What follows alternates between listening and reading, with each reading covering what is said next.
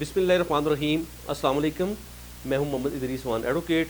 دوستو 24 نومبر کو تھانہ میرپور کی حدود میں ایک نوجوان لیڈی ڈاکٹر کی لاش ملی ہے، اور اس میں جو وقوع تھا اسے لڑکی کے سسرالیوں نے خودکشی کا رنگ دیا ہے، اور یہ کہا گیا ہے کہ اس بچی نے، اس نوجوان ڈاکٹر نے خودکشی کی ہے۔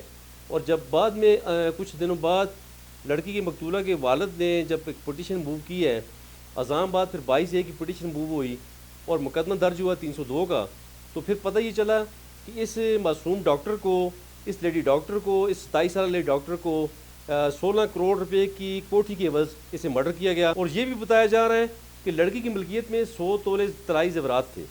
اس دونوں چیزوں کی وجہ سے اس لالچ میں آ کر سسرالیوں نے اسے مرڈر کیا تاکہ 100 تولے سونا اور یہ 16 کروڑ روپے کی کوٹھی، ان دونوں چیزوں کو عزم کیا جا سکے۔ دوستو، کس قدر ہماری بیٹیاں غیر محفوظ ہو چکی ہیں۔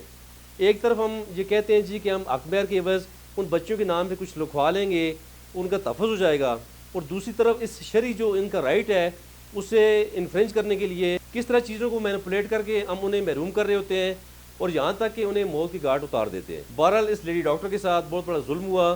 اس ظلم کی کیے کی سزا ان کلپرٹس کو ملنی چاہیے، اور اس کیس میں پولیس کو شفاف تفتیش کرنی چاہیے تاکہ جو کلپرٹس ہیں وہ کیفر کردار تک پہنچ سکیں۔